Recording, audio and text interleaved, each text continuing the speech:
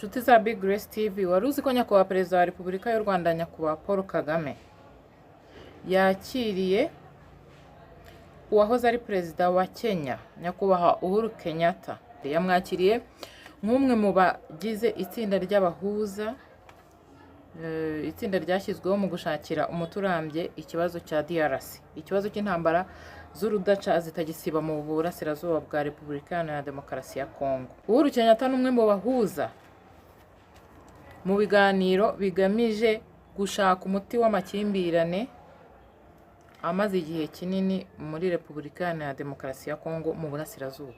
Ni umwe mu bahuza.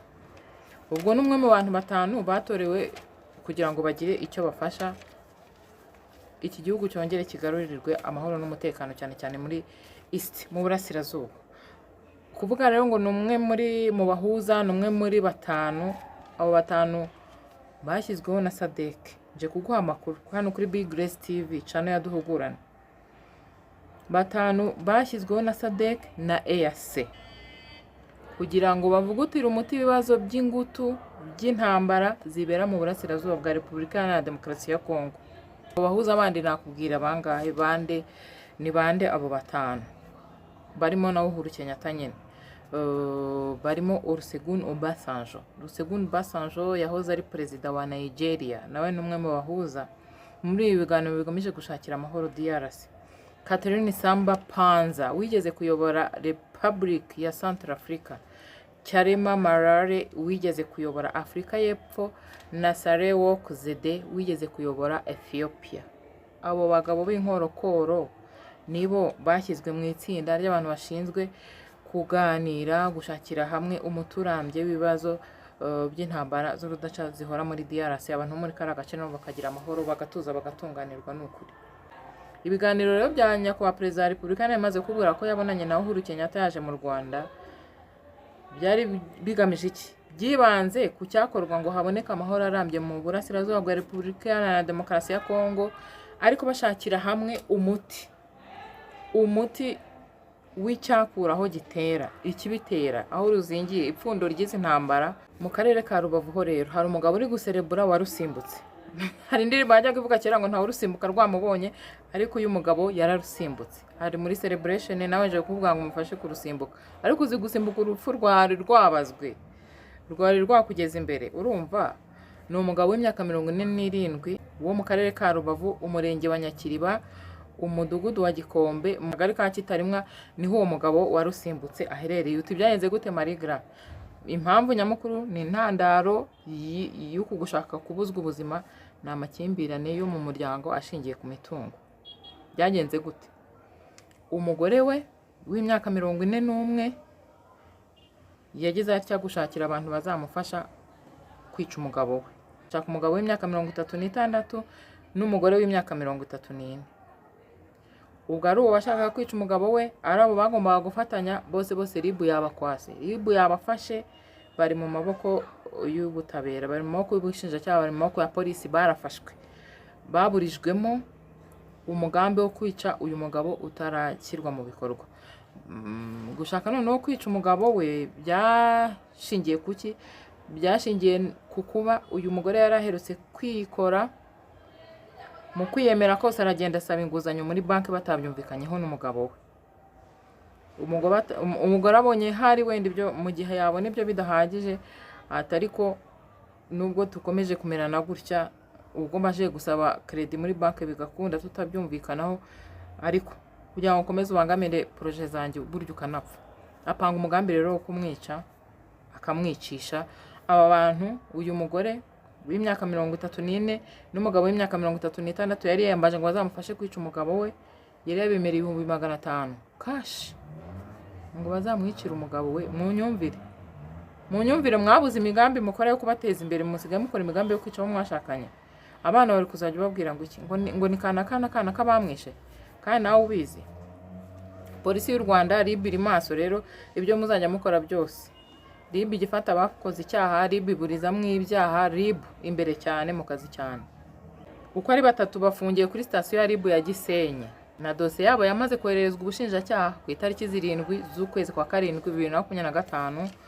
Ubwo bazaburana yewe. Ariko uyu mugore n'abo bantu bagombaga kumufasha kwica umugabo we barafunze bagiye kuburana. Itegeko riteganya iki ku muntu ushaka gukora icyaha, umuntu wacuze umugambi wo kwica, icyaha cyo kwica ugafatirwa mu mugambi wo kwica. Dr Murangira Thierry ntahwema gusobanurira aya mategeko. Kwica ni icyaha. Niba wumva kwica ari icyaha ntacyo bikubwiye, wenda guhangana n'Imana no kuzisobanurira ku Mana kuri icyo cyaha ntacyo bikubwiye, ariko Dr Murangira Thierry arakubwira ngo itegeko rirahari rizaguhana.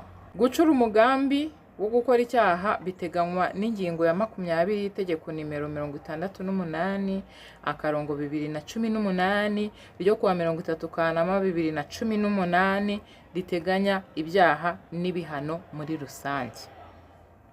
Gucura umugambi wo gukora icyaha runaka bihanishwa igihano giteganirijwe icyaha cyacuriwe uwo mugambi, aho nko gukora ubwicanyi bihanishwa igifungo cya burundu. RIB ributsa abaturage kwitazihanganira uwo ari we wese ukora icyaha nk'iki cyo gucura umugambi wo gukora icyaha icyo ari cyo cyose, cyaba kwica, cyaba kwiba, cyaba guhemuka mu bundi buryo. Umugambi wo gukora icyaha icyo ari cyo cyose, ikaba inakangurira RIB abantu kubyirinda kuko ari icyaha gihanwa n'amategeko kandi gihanukiriwe. Ubikora wese azafatwa kuko RIB iri maso, abaturage bari maso, polisi yaciri maso, ingabo z'igihugu ziri maso. Ubigishoramo wese, ubihirahira wese azahanwa n'amategeko. Hari abantu rero iyo bavuze gukura amaboko mu mufuka ngo bakore ngo biteze imbere, hari n'abandi basigaye barabigize imikino ngo Imana izahumugisha imirimo y'amaboko yabo, bakashaka no gukora amanyanga, ukagira ngo amanyanga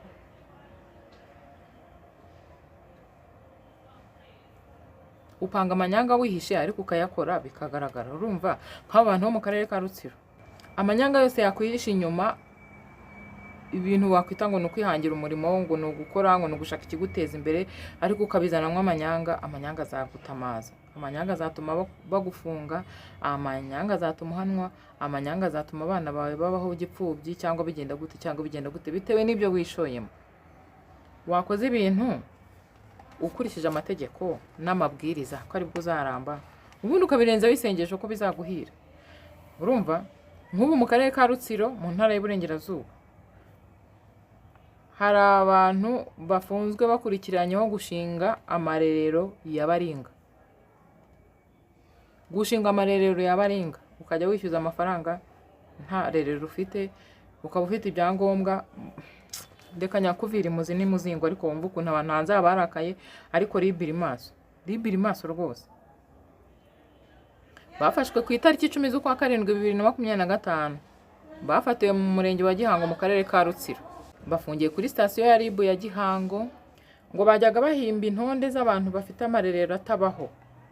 Abo bantu bakajya bagenerwa amafaranga nk'abafite amarerero mu ngo zabo. Unyumvire, bikekwa ko abo bantu bahimbye na za konti zikajya zoherezwaho amafaranga yitiriwe ko ari ay'abantu bafite amarerero.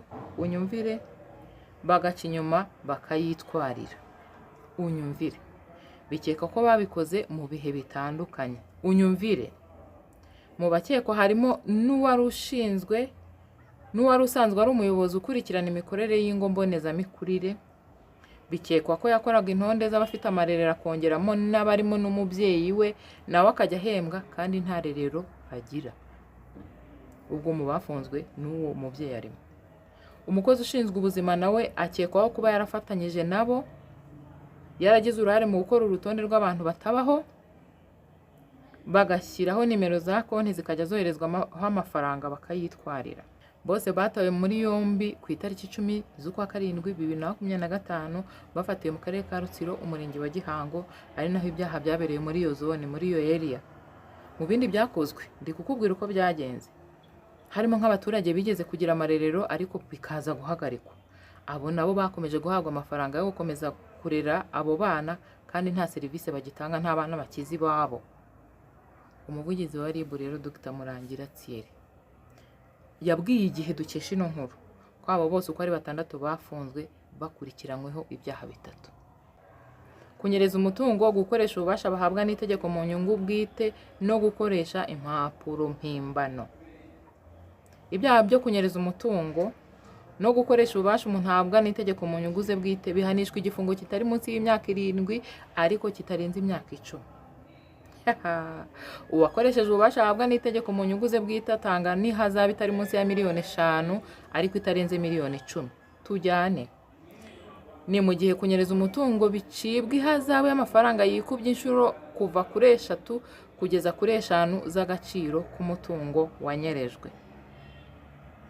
Itegeko rihana icyaha cyo guhimba, guhindura inyandiko cyangwa gukoresha inyandiko mpimbano riteganya ko gihanishwa igifungo kitari munsi y'imyaka 5 ariko kitarenze imyaka 7 n'ihazabu itari munsi ya miliyoni 3 z'amafaranga y'u Rwanda ariko itarenga miliyoni 5 cyangwa kimwe gusa muri ibyo bihano. Iyo guhimba byakozwe n'umukozi wa leta mu murimo ashinzwe cyangwa n'undi ushinzwe umurimo w'igihugu bigenda gute? Igihano kiba igifungo kitari munsi y'imyaka 7 ariko kitarenze imyaka 10 n'ihazabu itari munsi ya miliyoni 2 z'amafaranga y'u Rwanda ariko itarenze miliyoni 3 z'amafaranga y'u Rwanda cyangwa kimwe gusa muri ibyo bihano. Mumbwire gushaka gukira vuba ariko unyereje umutungo wa leta wibye. Uku ni ukwiba. RIB na leta y'u Rwanda ntizihanganira umuntu uwo ari we wese ufata ibintu bigenewe abaturage bose akabigobyora akabijyana mu muryango we. Ntago RIB izabyihanganira na leta y'u Rwanda ntiyabyihanganira. Aya mafaranga abagenewe gufasha abantu bafite amarerero. Amarerero ni handi tujyana abana, umwana muto utaragera igihe cyo kujya muri materineri ukajya wamusiga akarya akanywa akaryama kaza gutaha nimugoroba. Haba hari ubufasha ababyeyi bashyizemo ariko nanone hari n'icyo leta ishyiramo mu rwego rwo gutuma umwana abasha kuba ahantu heza. Wowe ukayafata ukajya uyakanja ukayamiragura gusa nta rerero ntaki, ugahapasa bo mu muryango wawe bakajya bafata amafaranga nta rerero bafite, nta kigo mbonezamikurire bafite, nta rugo mbonezamikurire bafite, bakamira. Nakomeje nkubwira ko RIB iri imbere cyane mu kazi kose mu nzego zose. RIB ntibiri mazi ibyo wigira byose. Nk'ubu RIB yamaze guta muri yombi i Karongi abantu 5 bakekwaho gusambanya umwana bakazimanganya ibimenyetso. Unyumvire. Iyi ni Big Grace TV, ndi Marie Grace Bagambake. Wowe utarakora subscribe kuri no channel waracikanywe, kanda kuri subscribe aho ngaho ukande no kuri iyo nzogera uzajya uba mbere kubona notification buri uko dushyizeho video kandi ntuzicuza kuba mu muryango mugari wa Big Grace TV. Iyi ni channel y'ubwenge, ni channel yaduhugurane tukubwira ibintu bikubaka nawe ugasharinga iyi content. Iyi video kayireba ikarangira ubudufashije ukanayisharinga ukanaturayikinga kuri ako kaganza ubuduteje n'intambwe muri aka kazi tuba dukora kuri Big Grace TV. Ibi bintu rero by'Ikarongi ibimenyetso byagenze gute, hehe, ryari, gute, inde, ibyo byose ngiye mbikugezaho byuzuye. Ubundi nkuru kugira ngo yuzure usubiza ibyo bibazo uko ari 5. Hehe, ryari, inde, gute, koma. Uwakorewe icyaha afite imyaka 15 wasambanijwe. Abo bantu 5 rero bafunzwe ku itariki 5 z'ukwa 7 2025. Babikoreye hehe? Ikarongi mu murenge wa Gitesi mu kagari ka Munanira umudugudu wa Gahigiro. Umwana yasambanijwe ku itariki ya 2 z'ukwa 7 2025. Nkurikire neza tariki ya 2 z'ukwa 7 2025 ubwo bukeye bwaho uwamusambanije yifashije abandi bagabo 2 baraza bumvikana na se w'umwana baravuga ati widuteza rubanda wituma uyu muhungu akatirwa burundu, reka tubyumvikaneho mu biceceke tubikemurire mu muryango tuzabaha ibihumbi 200. Barabyemeranijwe koko baraceceka. Barangije uwakoze icyaha nabo bagabo 2 batumye bararuca bararumira banga kwishyura, babakuzaho banga gutanga ibyo 200 bari bemereye. Ariko n'impamvu banze kuyabaha nuko bumva ko ibimenyetso byazimye niyo bajya kurega bitabahama. Urabyumva? Ise umwana ntamaze kubona yuko bamukujeho amafaranga bamwemereye 200 batayamuhaye ajya kurega. Twibukiranye yuko umwana wafashwe ku ngufu afite imyaka 15 y'amavuko. Niko kujya kurega rero. Icyaha cyabaye ku itariki ya 2 z'ukwa 7 bumvikana ibihumbi 200 bakabiceceka ku itariki 2 z'ukwa 7, itariki 5 z'ukwa 7 bajya kurega. Nukuvuga nyine harashya ishyamba rirashya biramenyekana. Itariki 5 z'ukwa karindwi 2025 barabafunga. Abo bagabo babiri b'intumwa, uwasambanije umwana na se w'umwana amapingu, bafungiye kuri sitasiyo ya RIB ya Bwishyura. Mba nkubwira ngo hehe. Dr Murangira Thierry, umuvugizi wa RIB, arasaba abantu kwirinda guhohotera abana kuko ni icyaha. Noneho kuba uyu mubyeyi aratinyutse kwemera kumvikana ngo hejuru y'ibihumbi 200 umwana waborera aho ngaho, nacyo ni ikintu kibi gituma umuntu arushaho kwibaza. Ibihumbi 200 bikurutiye umwana mubyeyi, none ugiye gufunganwa n'abanyabyaha bagusambanirije umwana. Barafunze ubu bose kuri RIB ya sitasiyo ya Bwishyura, bose barabafunze kubera ko banze kwishyura. Ni ukuvuga ngo iyo bishyuriye umugabo yari kwishishikira. Bana namwe nimuhotorerwa nimufatwa ku ngufu ntimuzaceceke. Guhishira uwasambanije umwana, uwakoze icyaha muri rusange ni icyaha, no gusibanganya ibimenyetso ni icyaha. Niko Dr Murangira Thierry akubwira kuri Big Grace TV. Ibyo ni ibyaha. Itegeko rero rivuga iki? Gusambanya umwana ni icyaha giteganywa n'ingingo ya 14 y'itegeko nimero 054/2023 ryo kuwa 4 ryo ku itariki ya 4 z'ukwa 12 2023. Rihindura itegeko nimero 027/2019 ryo kuwa 19 z'ukwa 9 2019 ryerekeye imiburanishirize y'imanza z'inshinjabyaha, aho igifungo kiva ku myaka 20 ariko ntikirenge imyaka 25. Ni mu gihe icyaha cyo kuzimanganya ibimenyetso, iki cyaha cyo giteganywa n'ingingo ya 245 y'itegeko nimero 068/2018 ryo kuwa 30 z'ukwa 8 2018 riteganya ibyaha n'ibihano muri rusange. Riteganya igifungo kiva ku myaka 2 ariko kitarenze imyaka 3 n'ihazabu y'amafaranga y'u Rwanda kuva ku 500 ariko kitarenze miliyoni. Guhishira no gusibanganya ibimenyetso, itegeko warimenya utarimenya rizaguhana. Big Grace TV tuba tukubwira reba ibindi ukora, ariko ibyo gukora ubugome bice ku ruhande. Mu mujyi wa Kigali ikibazo cy'amazi kiracyari ingorabahizi, kiracyari akasamutwe, kiracyari akayobera abasuzumye. Ku munsi abatuye umujyi wa Kigali bakoresha metero kibe ibihumbi 210 z'amazi ku munsi, mu gihe WASAC itanga gusa izigera kuri metero kibe ibihumbi 142. Abandi biriranwa amajerekani bashakisha, barahebye. Harimo icyuho, harimo ikinyuranyo giteye ubwoba. Murumva ko harimo icyuho giteye ubwoba. Niba ku munsi abanyakigali bakenera gukoresha metero kibe z'amazi ibihumbi 210, WASAC ikaba ishobora kubaha gusa metero kibe z'amazi ibihumbi 142, ubwo abandi bigenda gute? Abanyakigali tubyumva cyane.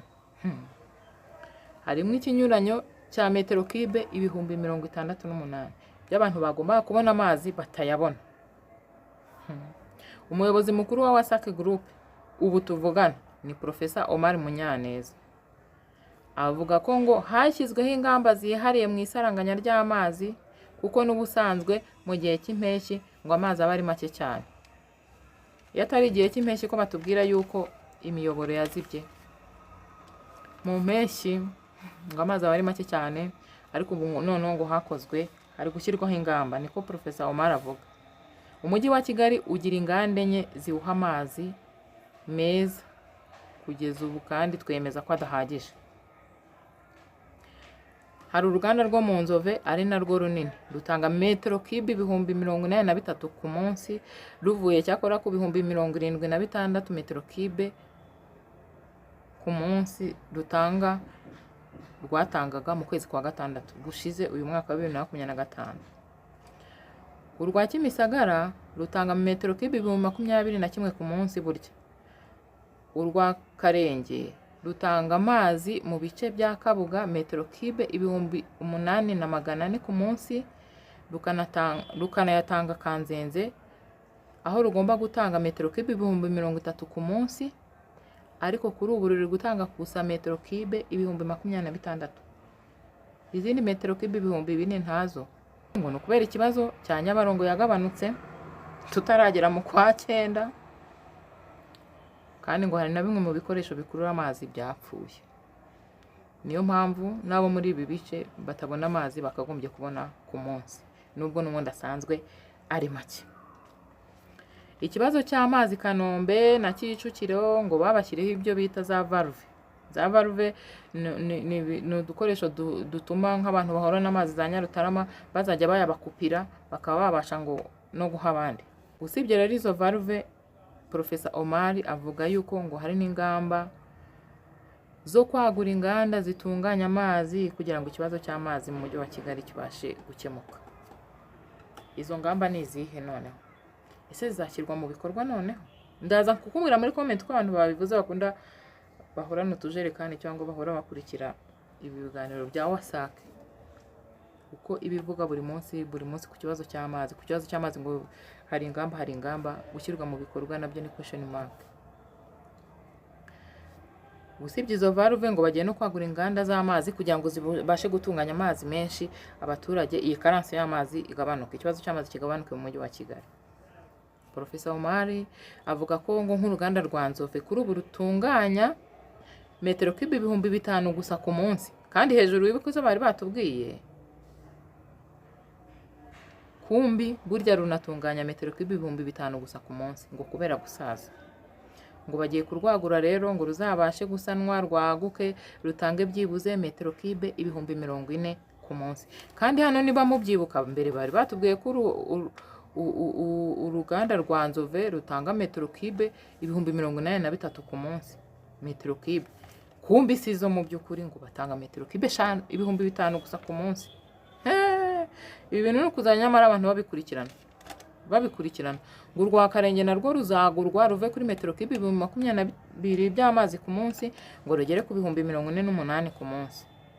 Ryari ngo mu gihe cy'imyaka 2 iri imbere icyo kibazo Professor Omar uyobora WASAC ngo kizaba cyakemutse. Reka nkubwire muri comment rero uko abantu baba bavuze. Comment nkunda kuzikugeza hano kuri Big Grace TV kugira ngo umenye ngo bimeze gute. Uyu waranditse ati u Rwanda ni kimwe mu bihugu bitakabaye bitaka amazi ukurikije imiterere y'igihugu cy'u Rwanda n'amazi Imana yaduhaye. Ati ikibazo dufite ni ubuyobozi bwa WASAC kuko ntibyumvikana uburyo idatanga serivisi nziza kandi icuruza ibyunguka. Ntibaguha amazi utishyuye, serivisi yose ubakurishyura. Ati government ikwiye kubiha igisubizo kirambye kuko niyo bigarukaho mu kutesa umuhigo w'amazi ndetse na Minisante nayo ikwiye kwinjira mu kibazo ngo cya WASAC. Ibi niko yanditse ngo kuko ngo amazi ari ubuzima, nta mazi rero nta buzima, niko we yanditse. Uyu yaravuze ati ni comment ndi kugezaho nawe ugiye ku gihe.com wazibonaho. Ati ubushize mwongera igiciro cy'amazi ko mwatubwiraga ko ikibazo cy'amazi mu mujyi wa Kigali kigiye gukemuka, byaje kwanga gute? Ati muzana uriya mushoramari kurigane ko mwavuga ko namara kuzana uruganda ikibazo cy'amazi muri Kigali kizaba kirangiye, byaje kwanga gute ko ndetse na Perezida Nyakubahwa Paul Kagame yarutashye. Meya Rubingisa ubu wibereye mu Burasirazuba ko yatubwiraga ko nyuma y'uko Abarabu bubaka uruganda rwa Kanzenze ibibazo by'amazi Kigali bigiye kuba kahise, ko ahubwo mugiye kwita mu nkengero z'umujyi, byaje kwanga gute? Iyi ni comment. Ni gute mu mpeshyi tubura amazi mukatubwira ngo Nyabarongo yakamye, byagera mu Itumba twabura amazi mukatubwira ngo ibyondo byazibye amatiyo yacu? Ikibazo gikomeye ni ukubeshya kujyanye no gusa. Ati ikibazo gikomeye ni ukubeshya kujyanye no gusesagura. Ndi kugusomera comment. Uti Nzove yarasanwe ubu itanga metero kibe 83,000 niko nari mvuze nanjye. Hepfo gato uti Nzove ubitanga metero kibe 5,000 gusa ku munsi, igiye kwagurwa igere ku 40,000 metero kibe ku munsi. Ati haba harimo ibintu bimeze nko kwinyuraguramo, kutibuka neza cyangwa kutagira gute neza. Ati WASAC ikwiye gusuzumwa igafashwa gutanga serivisi inoze, niko yanditse. Ati nimuhindure izina rya WASAC muyishakire n'irindi zina wenda amazi ngo yaboneka. We niko yanditse. Kansoreze kuri uyu wanditse avuga ati ahitwa Igasogi tumaze amazi tuyumva mu matangazo, ibaze kumara amezi 2 cyangwa 3 nta n'igitonyanga. Can you imagine? twaratatse biranga, wasake nigerageze ati wenda iryo saranganya noneho ivuze wenda natwe tuzagerwaho. Niko yanditse muri komenti, ni nayo dusorejeho. Bishop Gafaranga ari n'izina yahawe ry'ubusitari, ni izina yita nyine azwi kwa Bishop Gafaranga, ariko ubundi yitwa Biyaremye Zakaria. Yashakanye na Annette Murava, na abasitari n'umusitari Annette Murava we n'umuririmbyi w'indirimbo zo guhimbaza Imana, kuramya no guhimbaza Imana. Bishop Gafaranga rero urwego rw'igihugu rw'ubugenzacyaha RIB rwamutaye muri yombi ryari itariki 7 z'ukwa gatanu 2025, rwamukekagaho ibyaha by'ihohotera rishingiye ku gitsina tariki 7 z'ukwa gatanu 2025. Kuri ubu rero ubushinjacyaha buramushinja icyaha cyo gukubita no gukomeretsa ndetse no guhoza ku nkeke uwo bashyingiranywe ari we Annette Murava. Umusitari umuramyi mu ndirimbo zo guhimbaza Imana Annette Murava, ku itariki ya 23 z'ukwa gatanu 2025 nibwo urukiko rw'ibanze rwa Nyamata mu karere ka Bugesera rwari rwategetse ko uyu mugabo Habiyaremye Zakaria uzwi nka Bishop Gafaranga atabwa muri yombi, afungwa iminsi 30 y'agateganyo. 23 z'ukwa gatanu yarafunzwe ku itariki 7 z'ukwa gatanu, niho urukiko rwari rwategetse ko abafunzwe ya minsi 30 y'agateganyo mu gihe iperereza riba rigikomeje. Ubwo rero Bishop Gafaranga uko byamugendekeye mwabantu mwe, tariki ya 7 z'ukwa 7 2025 uyu mugabo yari mu rukiko rwisumbuye rwa Gasabo aburana ku bujurire ku cyemezo yari yafatiwe n'urukiko rw'ibanze rwa Nyamata cyo kumufunga by'agateganyo iminsi 30. Ntitubonye yuko yafunzwe ku itariki 5 z'ukwa gatanu 2025, 23 z'ukwa gatanu urukiko rw'inyamata rukamukatira igifungo cy'iminsi 30 y'agateganyo. Tariki ya 7 z'ukwa 7 akaza kuburana kwifunga n'ifungurwa ry'agateganyo, ubujurire mbese. None aho inkuru iri ni hehe? Ibyo byose mwe musanzwe mubizi. Aho inkuru iri nuko tariki ya 11 z'ukwa 7 2025 hahiriye rimwe urukiko rwisumbuye rwa Gasabo rwatesheje agaciro ubujurire bwa Bishop Gafaranga, rushimangira icyemezo cy'urukiko rw'ibanze rwa Nyamata rwari rwemeje ko afungwa iminsi 30 y'agateganyo. Ni ukuvuga ngo Bishop Gafaranga yaramanuwe, baramumanuye, baramukatiye, nicyo bivuze. Reka mbibutse rero uko byagenze. Umugore w'uyu mugabo Annette Murava niwe wari watanze ikirego amurega ko yamuhohoteye nk'uko mwabyumvise ubushinjacyaha bubigarukaho. Amaze kubona ko bikaze nawe byakubaho, muha imbabazi, arabyandika. By'akarusho mu isomwa ry'urubanza nubwo byabereye mu muhezo, Annette Murava wari waje anahetse umwana ku gapantaro ke k'ijinisi y'ubururu. Yari yanazanye impapuro za muganga disi zo kugaragaza ko adafite ikibazo cy'agahinda gakabije bitewe n'ihohoterwa yakorewe nk'uko ubushinjacyaha bwabyitsitsagaho. Ariko byose byabaye iby'ubusa. Gafaranga yakatiwe igifungo cy'iminsi 30 y'agateganyo. Kandi mwabantu mwe ku myaka yanyu mufite murabizi ko iyi minsi 30 irindwa mu iyi minsi 30 ni mibi, wongereho ngo ni mibi cyane. Ukatirwa iyi minsi 30 ni mibi. Kakubwire muri comment nigendera Marie Grace. Uyu yaranditse ati cyakora Murava yahuye n'uruva gusenya. Yumvaga byoroshye bari bumukange, none byarangiye akatiwe da. Ahubwo se yari yabona iki ko no mu mizi bazamukatira? Gusa ashobora gukatirwa igihano gisubitse abari byo dusengera, niko yanditse. Uyu ati umanika agati wicaye wajya kukamanura ugahaguruka. Ariko siyo muvuga gutya mwamushingiye kuki? Murava yarahohotewe, icyo ni cyambere. Iyo yicwa se mwamuvuga iki koko? Uretse ko ngo agaho kari kuwundi gahandurika, ariko Murava nawe ntiyagiye kurega, ntiyagiye guhamagara RIB, asetse pe, byari bikaze. Kandi ibintu bibera mu ngo guys, jya umenya iby'iwawe, umenye uko ubimanaginga, ariko hari igihe birenga amazi arenga inkombe. Nkeka ko Murava atahubutse, ahubwo nyine ni situation yararimo byari byamaze kuba wasi, uko wabibona byari wasi. abatanga comment rero muzitanga uko mubyumva, tuzitanga uko mubyumva, aba youtubers tugakomentinga uko tubyumva. Ariko guys, ntago umuntu ajya kurega azi ko ari imikino, kuko kuri RIB ntabwo ari kwa nyogosenge cyangwa kwa so cyangwa kwa mukuru wawe.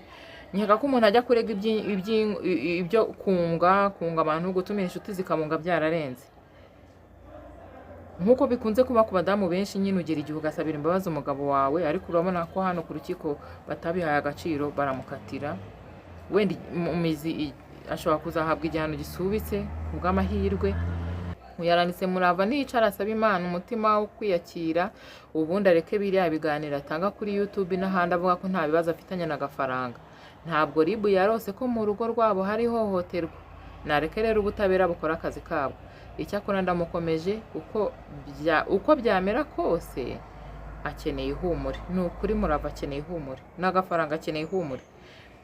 Ariko hari indi comment nabonye ahantu ngo umuntu w'umukobwa ujya gushakana n'umugabo watandukanye n'umugore afite abana 1 2 3, wa mukobwa wowe ubugiye wumva ufite iki? Ubugiye wumva ufite iki? Biragoye yuko uyu muntu akubera muzima. Nuko dusoje. Iyi ni Big Grace TV, nge ndi Marie Grace Bagambake. Ndagushimiye ko wadukurikiye ukareba video yose ikarangira. Ariko niba wari utarakora subscribe, kanda aho handitse subscribe, kandi no kuri yonzogera uzajya ubona notification buri uko dushyizeho video kuri Big Grace TV. Ntuzicuza kuba mu muryango mugari wa Big Grace TV. Mpora mbivuga, iyi ni channel yaduhugurane, channel y'ubwenge. Duhe muri comment icyo wifuza ko twawukoreraho ubushakashatsi tukazakikugezaho ubutaha. Ciao, turabakunda, Imana ikaturusha kubakunda. Bye.